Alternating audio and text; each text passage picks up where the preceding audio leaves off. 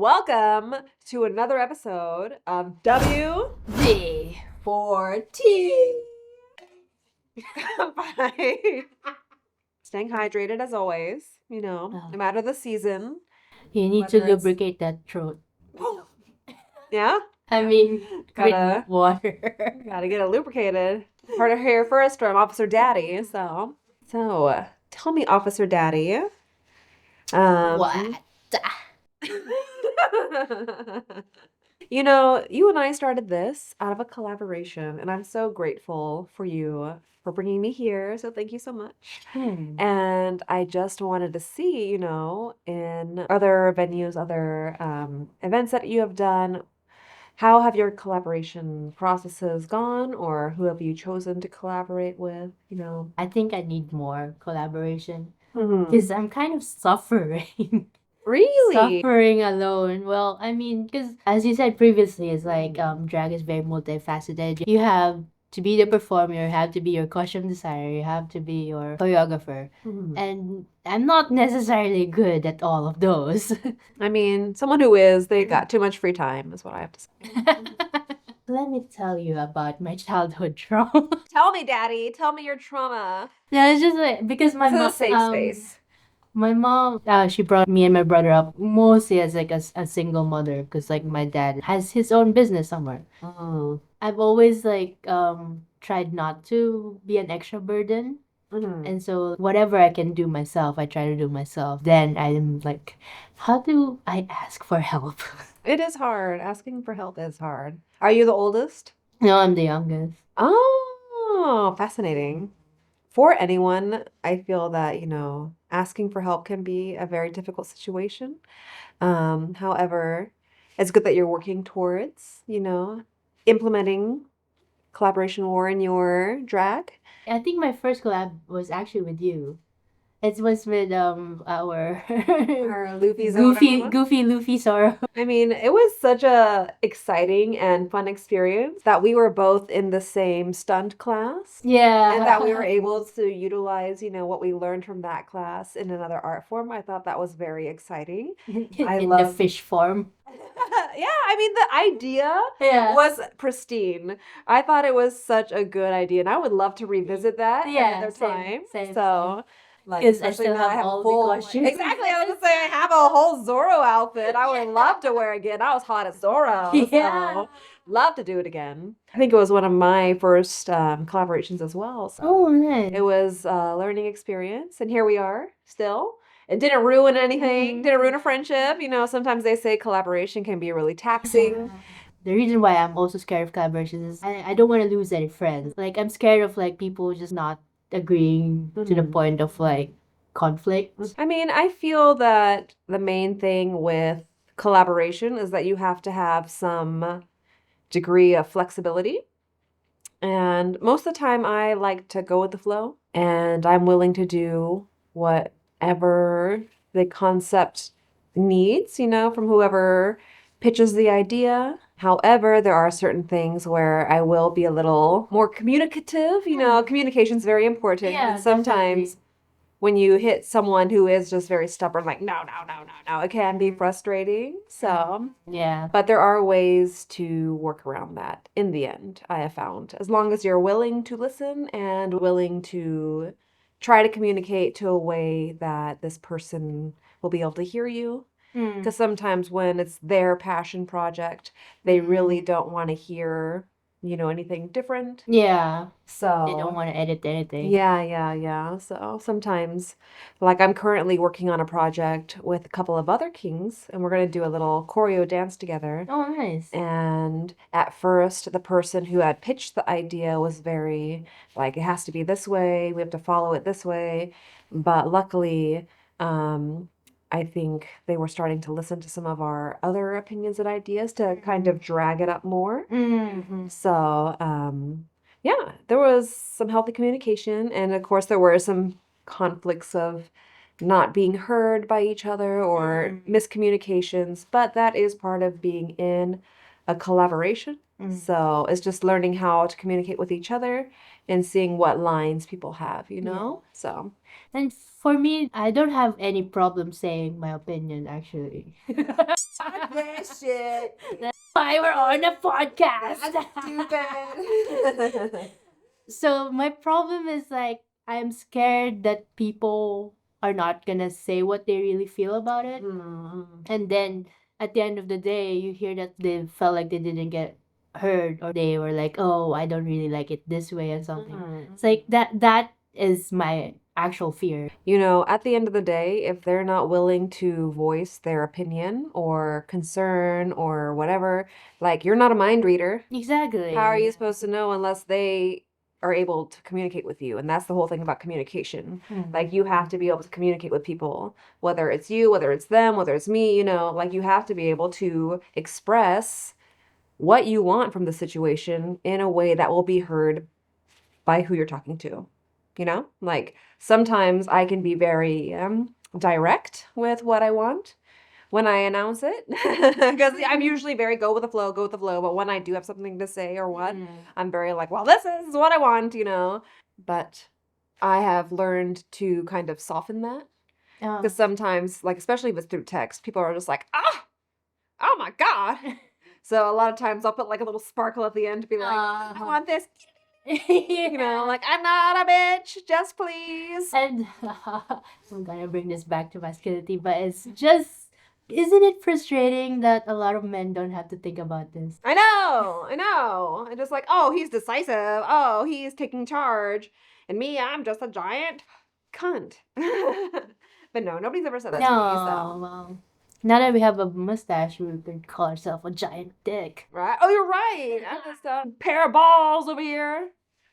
I don't know if this is gonna be a collaboration or whatever anytime soon, but I want to do like kind of a dragking karaoke or something. That would be cute. Very fun. Because it's like we all lip sync, and I'm not very confident to like sing like solo, but Brother, I let me would tell like you. to see the words when I'm singing. Yeah. Honestly, like I would love to do karaoke. I don't think I'm a singer at all. But if I'm in drag, I wouldn't mind. It's all camp. All for fun. All for fun. And I do like karaoke. I'm also proposing this because I cannot hear lyrics basically. Oh. Especially when the words are very fast. Ballads are different because I grew up with ballads and they're slow. It's very hard for me to actually like pick songs. That's the easiest part for me. That's why it's like, this is why collaboration would be so great. Because Reina has like a library of songs. Like this, but I don't like all the songs that in my head are from the 80s or something.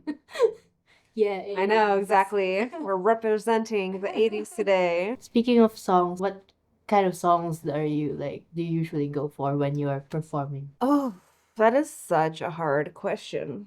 I mean, because for me, my playlists are very like all over the place. I listen to many different types of music, but sometimes it'll be on a playlist and I'll just be going through different styles, and then all of a sudden I'll be like, oh, that's a good song. I could use that for something. Or like there was a song that I listened to and I was like, wow, this really gives me like a Frankenstein vibe. And I actually used that song to perform a Frankenstein-esque drag performance last fall. So, you know, sometimes I'll just hear a song, I'll be like, oh, that would be good to use for this persona, for this character. So, and then I'll be like, maybe I won't perform it for a while, but I'll always be like, that sounds good for that situation, you know? Oh, nice. So that's usually what's happened. And I'll just make notes on my phone and be like, this song could be for this character, you know? So. Yes. That is like the one that stresses me out. Because like I would have a concept or like I wanna do like a fireman look. But then it's like what? Song. Exactly.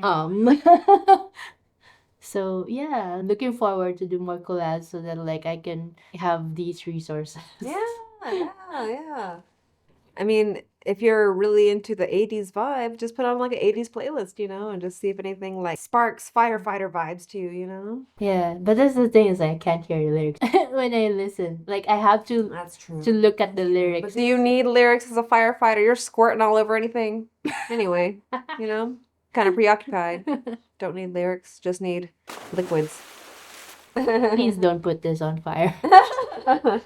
Up to a certain point, I can make my own looks, but like when I see some drag queens and also like drag kings on Instagram, I'm like, oh my god, I wish I could get someone to do more amazing things for me. And so that's one more thing that like I'm lacking.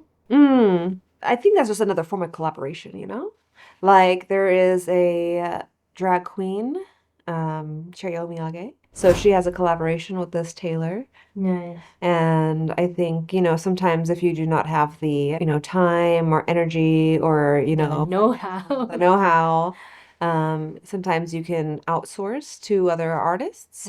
For example, I'm doing the Phantom of the Opera and I have a friend making a mask. Nice. So, Yeah. yeah. So how do you go about finding friends that can make you masks? Well, I just have a lot of artistic friends. I'm really into the bartering system, I try to buy locally or source, friends first, etc., local artists. So for this friend, I'm actually, because I do like catering as well. So I'm gonna cater a house party for them and they're making me a mask. Oh, okay. So, yeah. So who proposed to who first? Oh, I proposed. Oh, okay. Like I said, when I know what I want, I say it out loud. Yeah. I want you to make me a freaky deaky mask, is what I said. So like you knew from beforehand that like they make super cool masks. Yeah, like they're also a drag performer, and they do a lot of mask work, and they're very unique and exciting and very drag, and that's what I want in my performances. I want to be able to push my limits more on what I'm willing to theatrically put on my face and perform, etc. And I'm really into masks right now. I've always been into femmes though. Anyway. And just for the record, I don't discriminate. So anything's fine as long as you're not a dickhead, But I feel yeah, like more of my mustache is falling off. I know. I keep my nose keeps itching, and I'm just like, I'm gonna scratch my makeup off. There's like an expiration date for these things, more like expiration hour. Right? It's like Cinderella. This is like the more this part keeps moving, the more the things around it keeps losing. We're talking about collaboration, but it's a fun like kind of idea to just list down like things that's kind of like what is necessary for a performance. So like, do you have this skill or do you want to like collaborate on this skill? And I guess one of them is also makeup. Absolutely. But makeup. I know. Yours is always so crisp and shiny. Glittery. It's crispy as in like it's falling down crispy. Like, No, crisp and the lines are crisp. Like, I've never been a person who draws, or I like to paint, but that's just a me hobby that I know I'm not good at. I just like to do it for fun. But like when I put my makeup on, if there are not crisp lines, I stress out. I'm like, my makeup is blended too well. I need to see the lines. So I've noticed that a lot of times I'll just go back over my makeup and draw lines. Because I'm also kind of blind. what? I can't You put sunglasses before you like do makeup. Exactly. I mean, I have like contacts in, but also like I just can't see shades very well. Like there has to be a big contrast for me to be able to see the difference. And I think that that's one of the reasons why I like using colorful makeup a lot, because I can really see the contrast between like green and beige. It is something I'm working on. I hope to be like Landon Cider or King River Glass one day with their makeup skills. It's so impressive.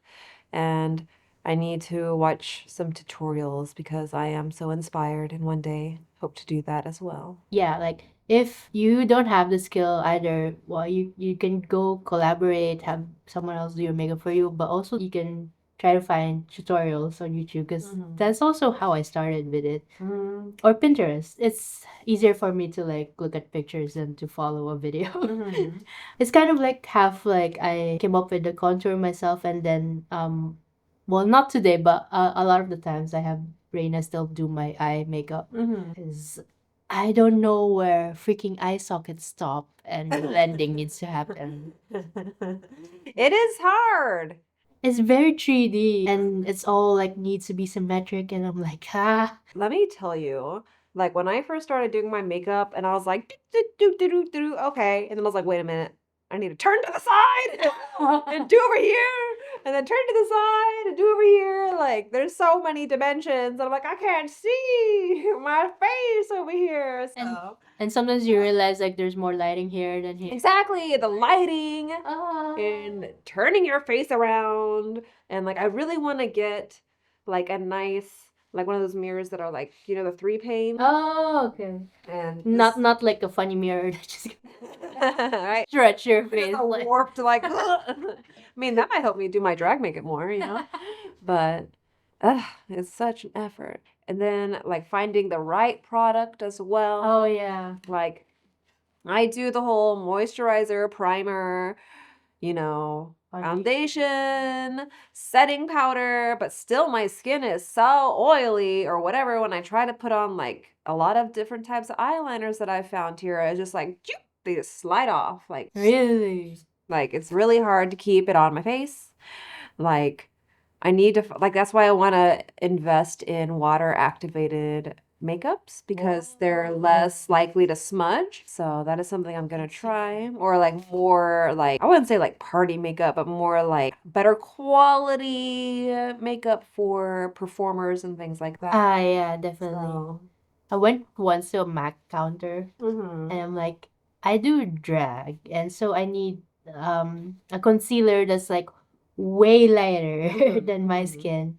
And the person recommended me this one and I'm like, oh, I trust you. You're a makeup person. And then I put it on. I'm like, this is barely any lighter.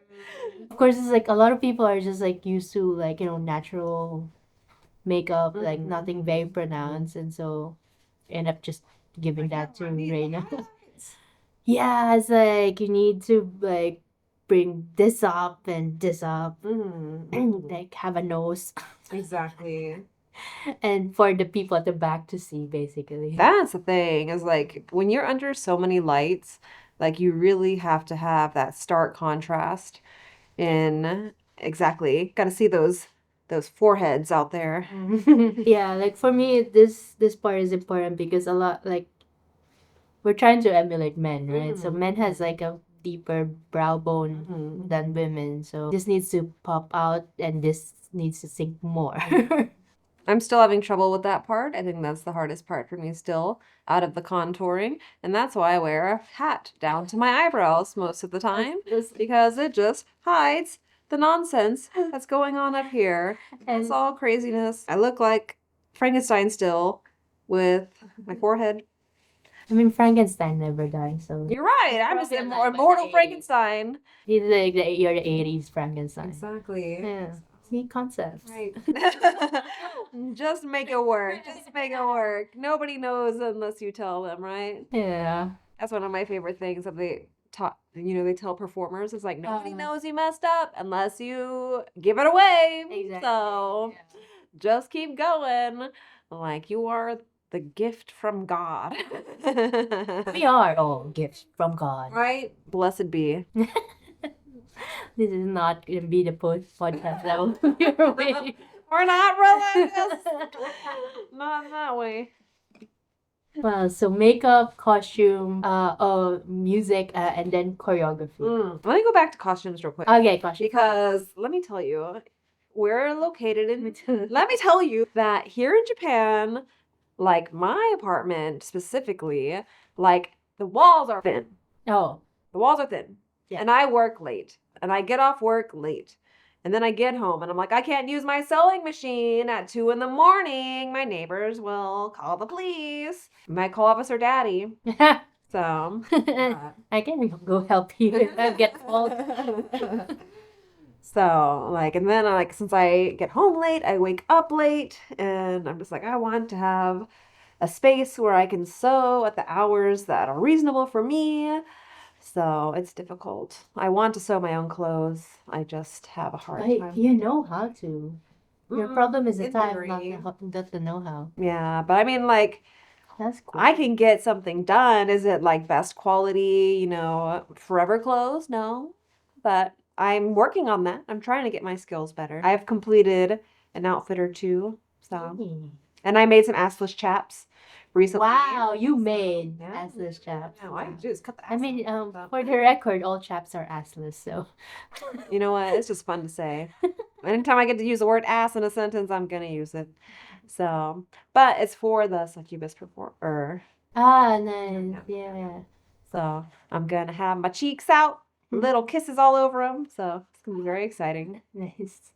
For me, I do a lot of thrifting and then like just adding Yeah, into yeah, that. yeah. Thrifting is also what I like to do. I don't know how to construct. I know how to add on things a lot. Add the sparkles, add the jewels, add the That took tassels. forever. Oh my god, I didn't even complete the whole jacket. It's like, why is this thing so long? It was incredible though. Yeah, time. Oh my god, time. If anyone can collaborate on time. Right? Where's the time, God? Ugh, I have so many activities I want to do. It's Maybe you should move. I know. I like my home, but I mean, if I move out of my home, I want it to be to like a place I can store all my stuff Yeah. indefinitely.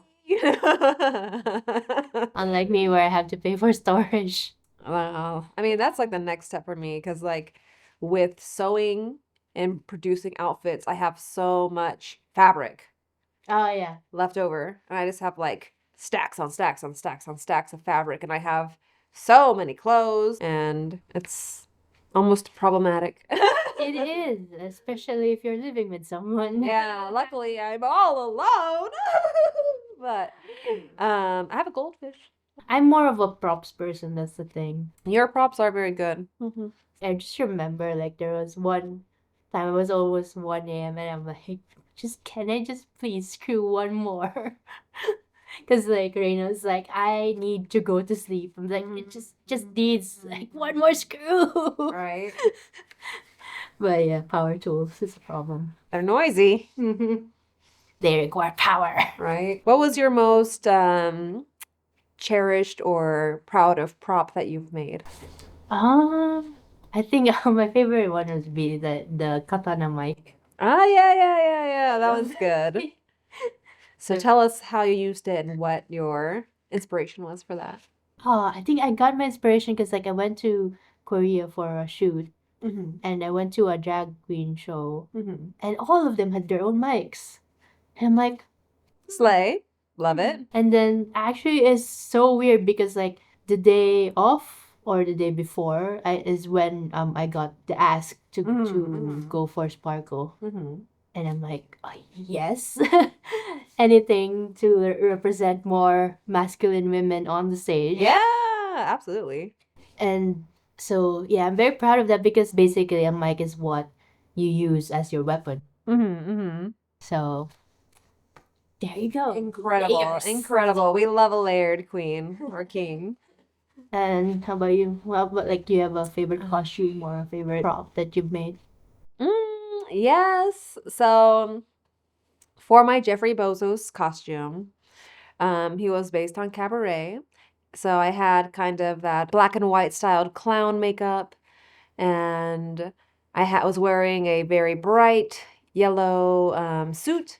But the fun part that I made underneath it was this like gold metal necklace, nipple chains, and like it chains down to kind of a garter kind of vibe. Oh, okay. And onto this Very chain, burlesque. very burlesque, Right. very fun. I glued 1 yen coins all over it.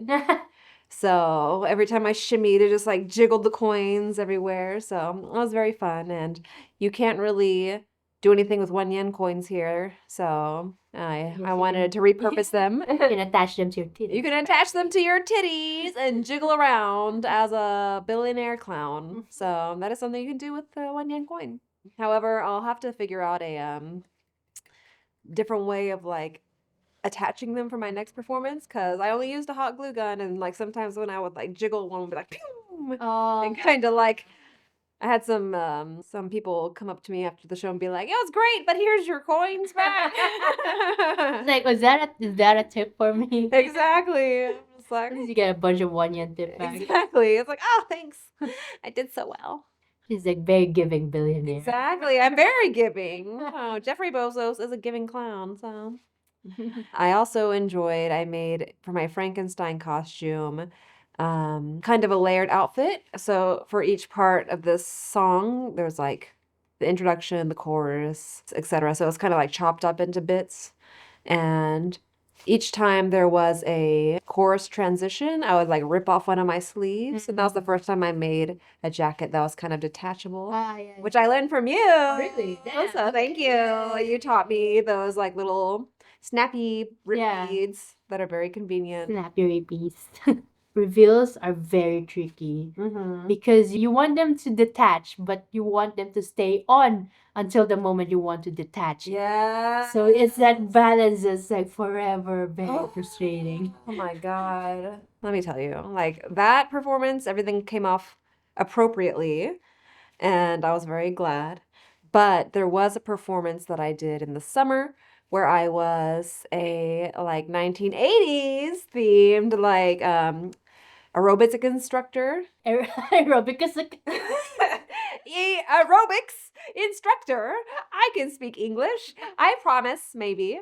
But so I was an aerobics instructor with like those tight Leonard pants and everything. But at first I was wearing like those snap, like sweatpants. And like as I was going to like rip them off, like only the top half came off and the legs didn't. So I was like, gah, gah. Oh yeah, that. Like it kind of like, overextended the beat of what is supposed to be ripping off. Yeah, Which you should yeah, always give yourself more time when you have to rip something off in a song, which is something I learned. You're always learning, So, but I mean, and that's the thing. Like, obviously, everyone knows like they should have come off in one fellow swoop. But as long as you keep moving, Yeah. people will forget about that quickly. But I won't. Because it lives in videos. And in my mind and my shame forever. I have the same moments, okay. But Okay, so for the education of everyone here, let me tell you how it's done. So basically, the thing is like you don't do this because like it'll go with it. it would stop here basically. So this needs to be straight, and then they go. So that was what I learned too. Fascinating. Yeah, I definitely did the little thrust, and that was my great mistake. Because yeah, that's what feels very normal to do. Like Right? you're throwing it basically. So you want this, so you want to straight your leg, and then Fascinating. I'll definitely try. How to Undress by Derek Toro. Very important and necessary, and everyone thanks you. I learned it from like a stripper Here's the thing. video on Let me YouTube. tell you, YouTube is so strippers amazing. are incredible. They will tell you how to keep your butt nice and shiny and not have any little razor bumps on them. If you want your cheeks out, and assless chaps. And also, the shoes that they wear for performing have great recommendations. And now how to rip off your pants. Yeah. Great performance information. Apparently, burlesque is like art that stemmed out of rebellion. I can believe it. Because it's like basically like making fun of like the whole rich people. You're right. I remember reading about that. Oh, it's coming back to me. So coming. But I would love to learn burlesque. I love burlesque. I think it's very Kudos. awesome. Yeah. And I would love to do male drag burlesque. Yes. So there's a song I have in my head that I'm ready to do to male drag burlesque. But I have to learn how to do it first. I have to learn the art form first. So learning. Here you go. There you go. It's always learning with drag, Just to matome. How to collaborate. Is it like just be open to communication? And then you have to be specific about what you want to collaborate on. because as we just went through it, like performances like involve so many different facets.